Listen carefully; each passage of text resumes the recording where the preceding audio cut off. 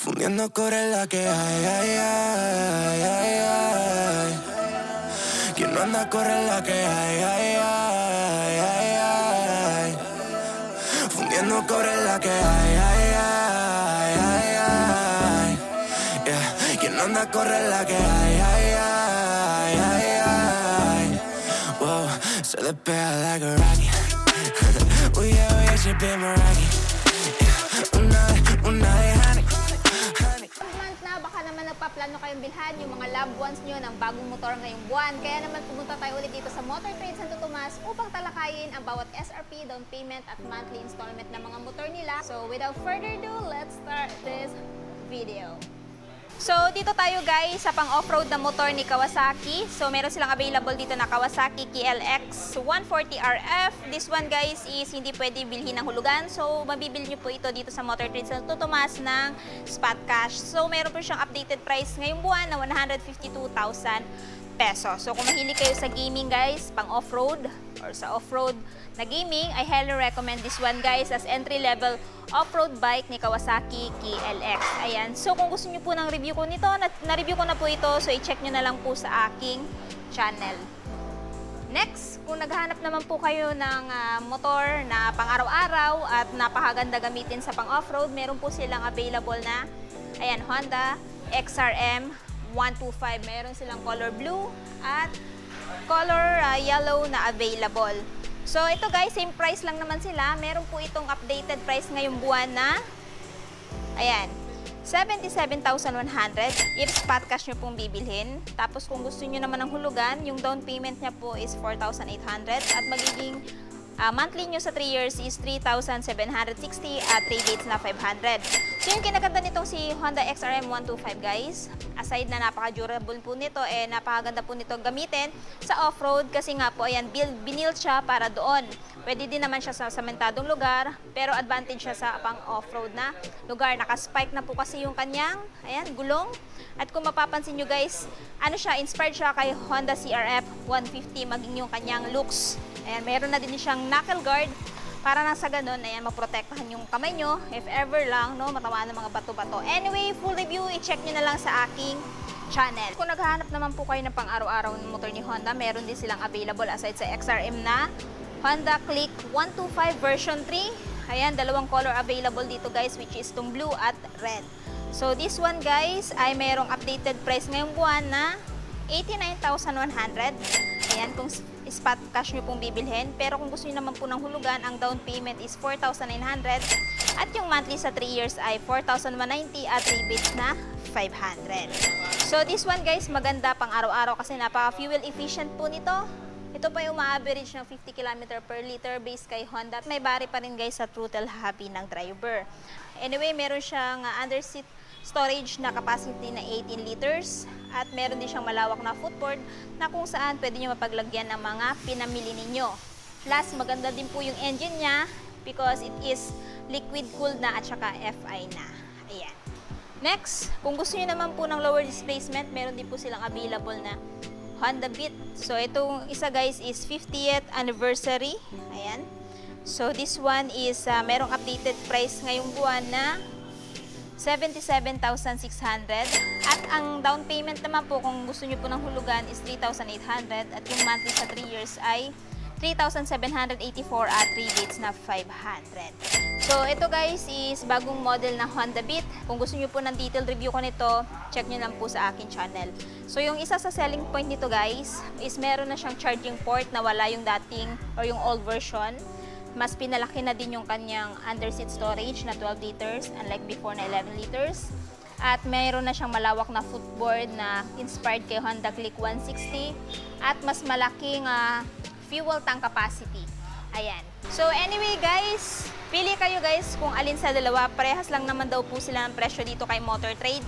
Kasi sa ibang branch, magkaiba yung price nila. Pero dito kay Motor Trade, same lang. So, parehas po silang may spot cash na 77,600 at yung down payment maging ang installment at saka rebates.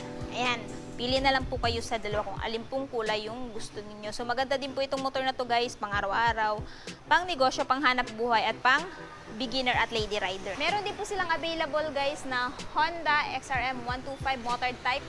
Kung mapapansin nyo guys, meron na akong na-mention kanina. Pero yung isa guys is, meron siyang knuckle guard at saka nakaspike yung gulong niya. Etong isang to guys is naka-motard.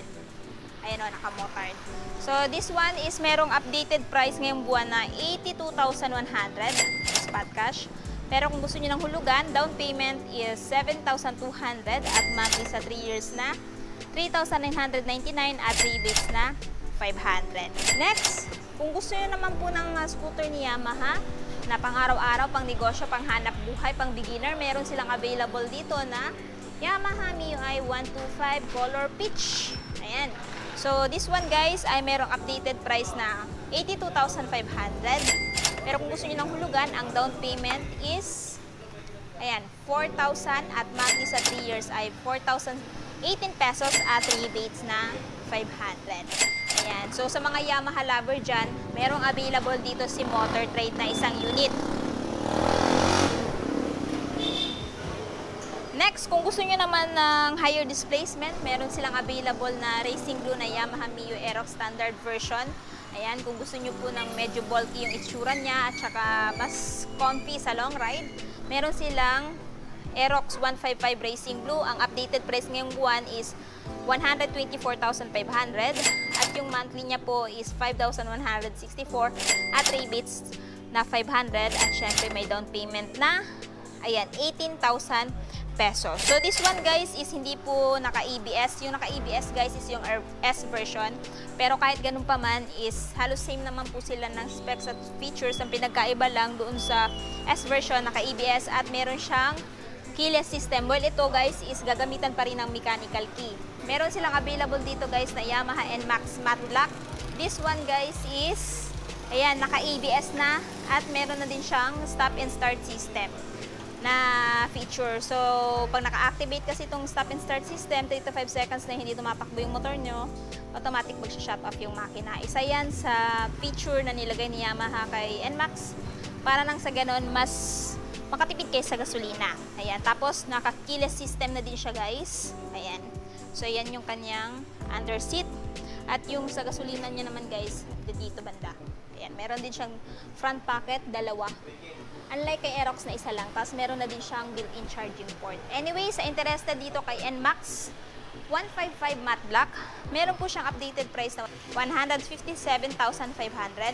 At kung gusto niyo ng hulugan, yung down payment is 22,000 pesos at monthly sa 3 years na 6,550 at rebates na 500.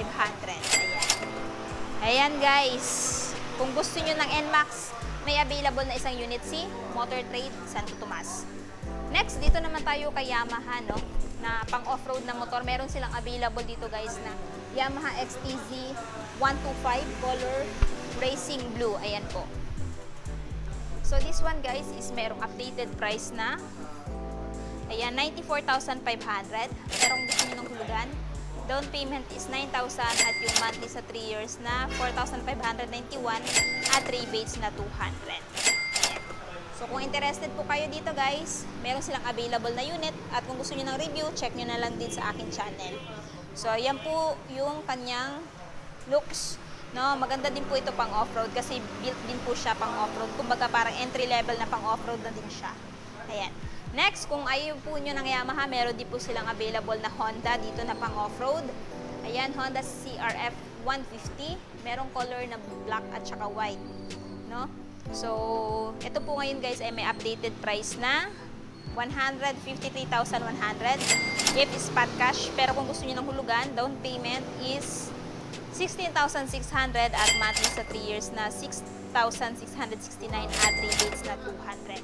So, parehas lang po sila ng presyo nitong white guys. Pili na lang kayo kung alin yung bet nyong color sa dalawa ngayong buwan.